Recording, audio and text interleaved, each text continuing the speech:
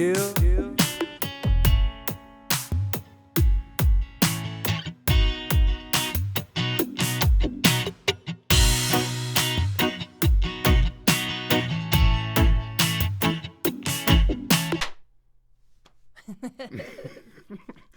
Take one. You want to know what? I don't even know if I'm gonna edit that out.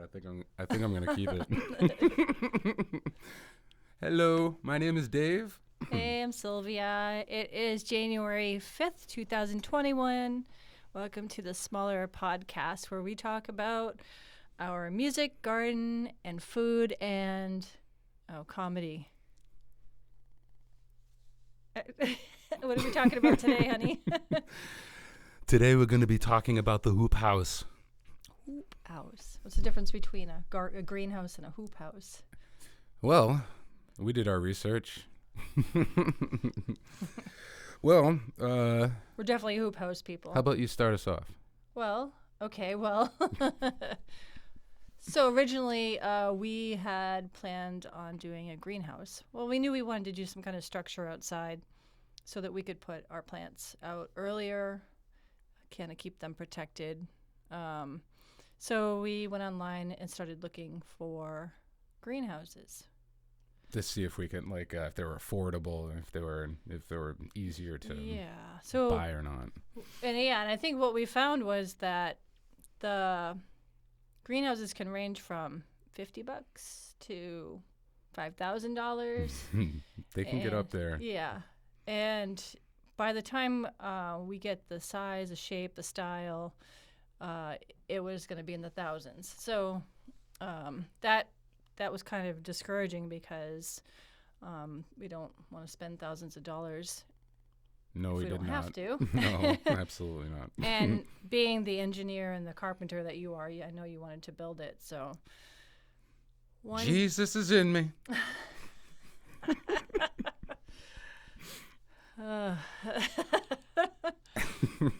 So we while watching some different garden videos, there was this woman on, and she mentioned something about cattle panels. So we ended up looking into cattle panels, and where was it? What was the place Tractor Supply? Yeah. Tractor Supply.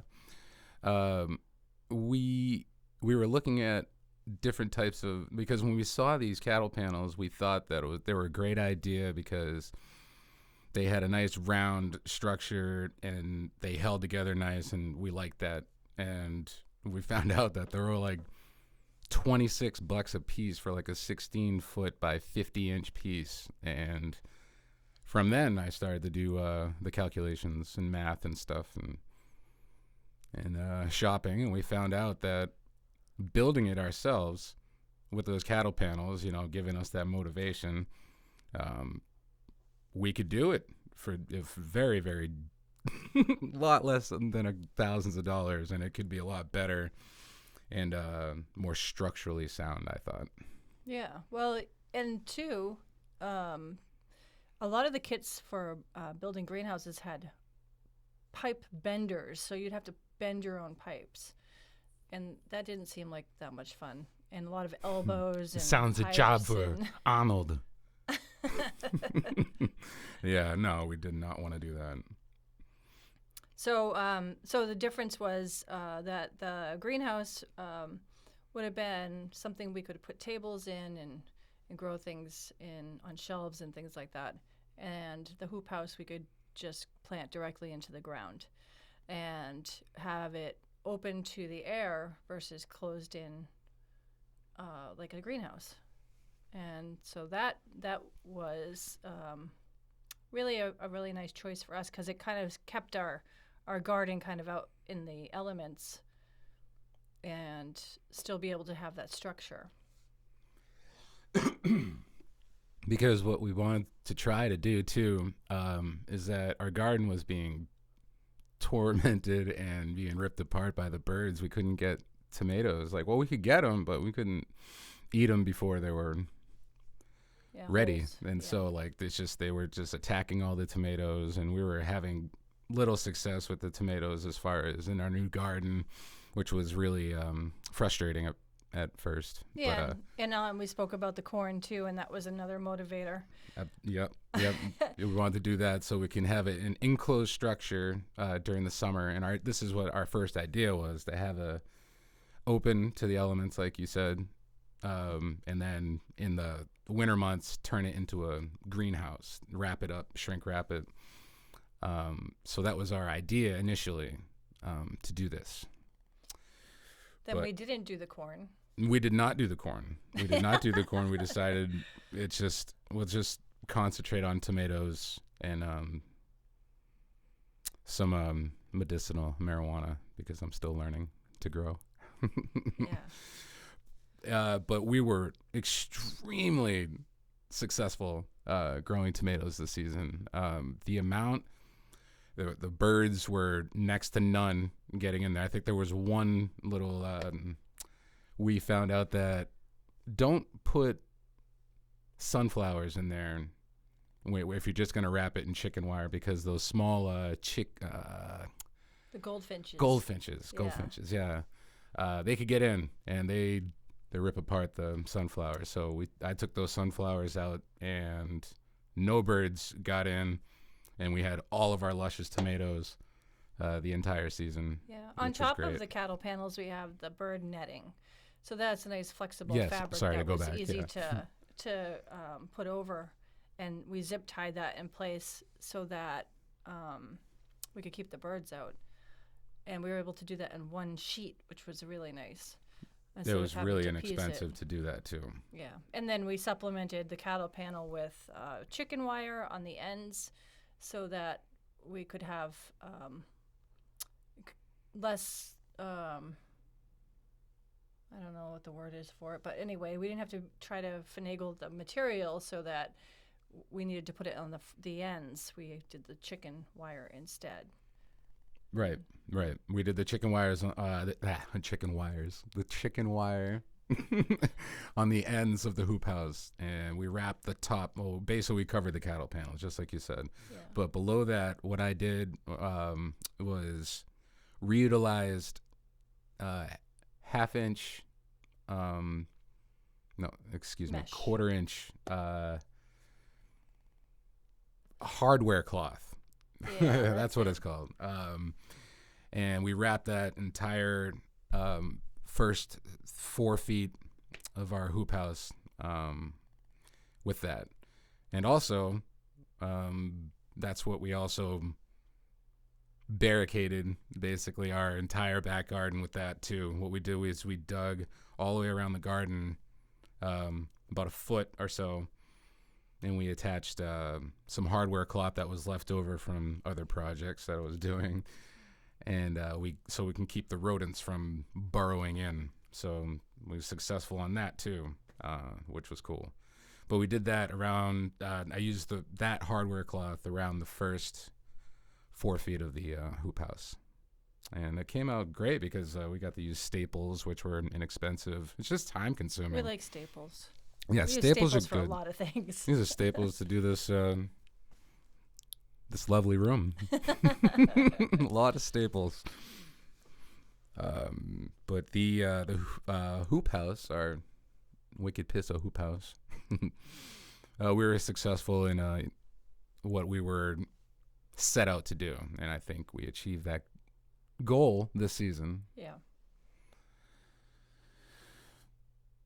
But I love the fact that the cattle panel serves a couple of purposes for growing as well. So we were able to trellis up, and you did a great job with this and researching it and figuring out which tomatoes were indeterminate and being able to trellis all of those up. Awesome strings of trellising and special little clips to keep everything going. And I mean, I've never seen tomatoes grow that high in my life. They were up to the top and over. I mean, Yeah, you probably could have gone all the way the other side if we had a longer growing season. yes, I agree. I was actually pretty amazed on how far they went too. I mean, I knew they were going to go high. I didn't. Jeez, you know. Yeah. And it made it nice to Excuse me. be able to harvest the fruit without having to dig around and move stuff around because they were just right straight up in front of us. So we could just pick all the way up. Exactly. What we would do is pick all the suckers. That's what they would call those. Basically, a small stem stemming from the main stem is how I could describe it. So basically, you pinch all that off, and you just have the main stem, and then whatever fruit comes off of that stem, you leave, and you just keep clipping up right up the string, and it just keeps growing up, and you have all this luscious fruit in between, and it's great. But however, like just watching all those videos, it was just if you really want to do it, just put in the time, I think, and take some words of wisdom from us if you can.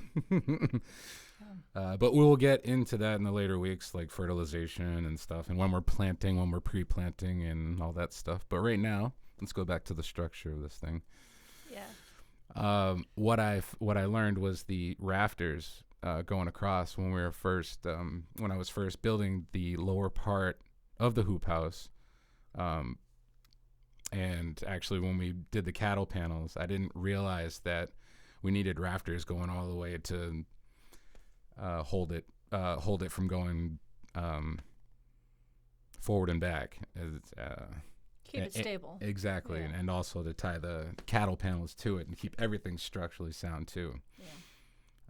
I'm glad I picked up on that too, because that was crazy. Yeah. Those things are heavy.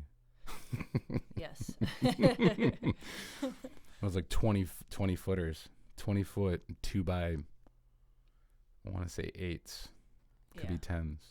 And thankfully, Either way, heavy. thankfully for Falmouth Lumber delivery service, because we didn't have a vehicle to transport something like that. No, we had a couple of cars. And we were also dealing with the pandemic, and well, we still are, but I mean, at the time it was in the thick of things too. And trying to get little bits and pieces of things in the spring was very complicated. So having a lumberyard be able to deliver to us was really, really helpful.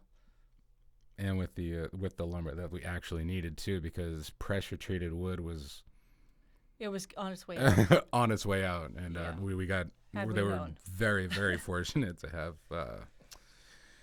have this planned before. But Yeah, we had planned this, at the end of the previous season, and every year we try to have some kind of project inside, outside, and we hit it at the right time.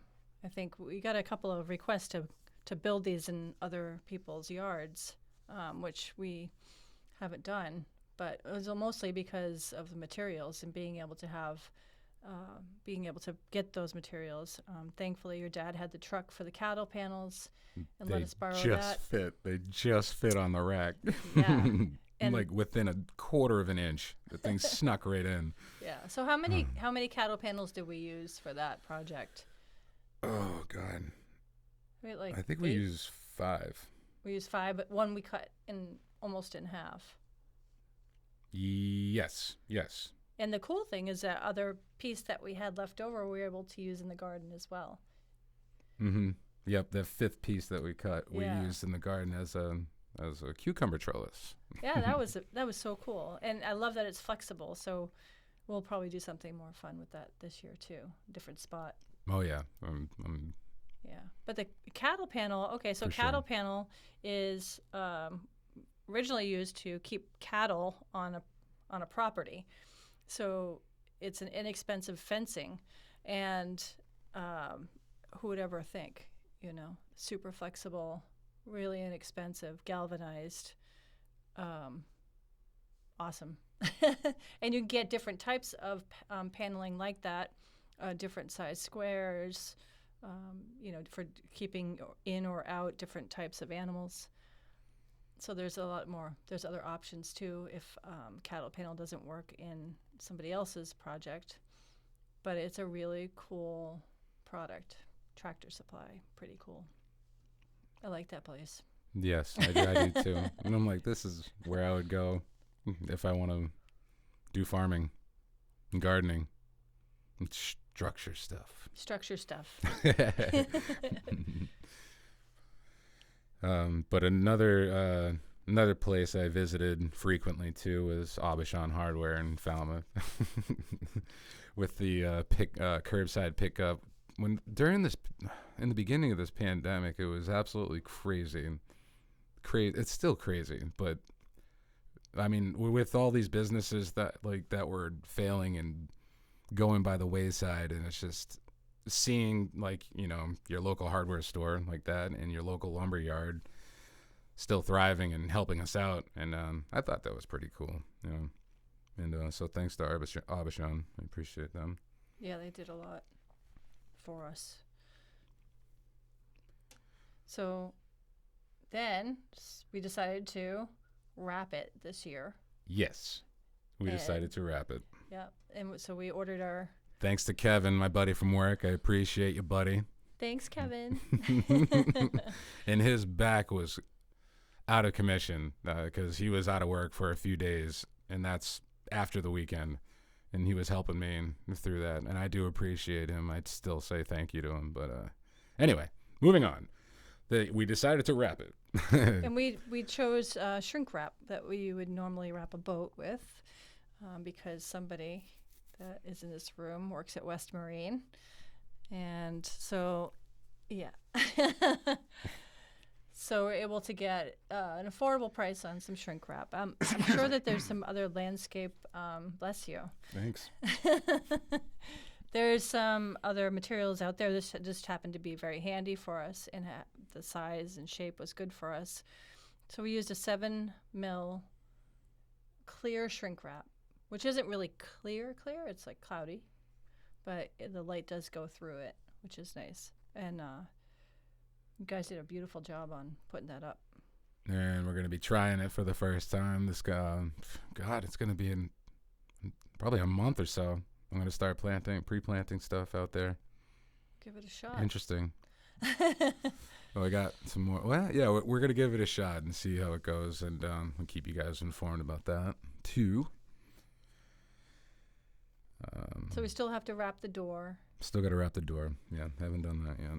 But so far, the biggest concern was that because we don't have the door wrapped, we have this air that's able to get in there, which I was concerned with wind. But everything is so solid, including the shrink wrap, that it's very it's tight. So nothing has shaken it or wobbled it or ruffled it or. No, it held up pretty good. It's been good. Yeah. And we really, as much as they have threatened windstorms, we really haven't had any. So I was really kind of looking forward to that one we were supposed to get to see how it did. But so far, so good. No worries. Oh, I anchored it in. I anchored this hoop house in. We had some cement left over from another project we will be talking about. Is our lovely pizza oven, our brick oven. I don't know. Brunhilde? Yeah, Broomhilda. Yeah. And so, yeah. We'll talk about her later. When you build something, you build it for like forever. Oh, yeah. So cement. Yeah, we had some cement left over from that project, and that was really, really, let's say, arduous labor intensive, pain in the ass. But we had some left over, and I decided to use those for the posts for the hoop house too, to anchor that in. So, and I really don't think it's going to go anywhere for a while. This is what happens when I go to work on Saturday and he has a day off. I come home and things are cemented into the ground. Committed. Freedom! And I have like 5,000 questions. What? Where? How? Did you measure? How tall is it going to be? How long is it supposed to be? What are you going to put there? And my response is, it's awesome, right? I worked hard. You did work hard. And I'm like, wait. No, it's That's too true, late. So what is your favorite thing about the hoop house? I loved going in it. Yeah. Yeah. It's like a fort. I know. It's great. And probably the best moment was when everything was grown in, like August. You It couldn't was walk hot, in there. but you walked in there and it was just, it was shading, and you got the orange cherry tomatoes, and you got the red cherry tomatoes, and you had the Romas, and you got the big ones, and you got the Climb Star, and it was just, everything was just great. And then surrounded by my marijuana, it was bliss. But actually, I think the whole garden in general, how much work that we put into it, how much time we put into it, it's everything. It's just worth it. And so just kind of enjoying like the fruits of your labor for a second on a nice August day, whatever, Yeah. after work even, just trimming the tomatoes. And there's something about it that's very peaceful and calming to me. Yeah, and I like that it is pleasing. Like it's not just a structure. It's not just a hoop house, but it actually is nice to look at. Yes, yeah. I didn't realize how much it was going to stand out in in our neighborhood, but yeah, going by our house, it's there. Oh yeah, You can't miss it. yeah. We have several neighbors that have stopped to say, "Hey, what you got there? Yeah, like, Can what are you I doing see? back here? Can What I are see you what's doing?" going on in there?" And we're like, absolutely, come on in. But that's all we're trying to do. We're trying to inspire, and we're trying to make everything just better, beautiful, sustainable. Definitely sustainable is the key word there. But if you can make it look beautiful and actually get huge product in return. Yeah, we did really well with tomatoes. It forced me to, do some different recipes and really try to get into canning, which I was trying to do the year before and didn't get really that confident in it. And then I got a little more confident this year, but then I couldn't get the supplies. Oh my God, yeah. So that's okay. I'm glad that everybody else is canning too. He's like, we had this plan before you, COVID. We must have had some kind of, psychic, not knowing pandemic preparation in our minds. Maybe. We knew something was coming. Interesting. Maybe we should pay attention. So, check out our website, www.keepitguan.com. Yeah. And you can see pictures of our garden there. And we'll also be able to see it on this smaller podcast. But if you're just listening to us, If you're just listening to us, check out our website. When you get a chance. And give us some feedback. We like feedback. And thanks for tuning in. My name is Dave. I'm Sylvia. Until next time. We'll have more things to talk about. We have lots of fun stuff to talk about. A lot of things coming up now. I mean, we could talk about the canning, Brunhilde, and You. planting all these seeds that we ordered. We'll talk about those. I We'll can't talk wait about for what I them to come in. use, what we use for pre-planting, what I'm trying out, all this different types of stuff coming up, and me being silly in the background, pretty much. Yeah, and we also have a fun little thing we're going to do and torture ourselves over maybe one of the next day in the next couple of weeks with the Hot Ones challenge. So Yeah, that's something to look forward to.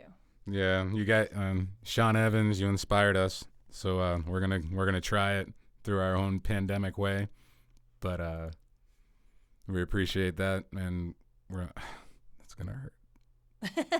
It's gonna hurt. I know it is. Yep. But thank you again, and peace and love, y'all. Until next time.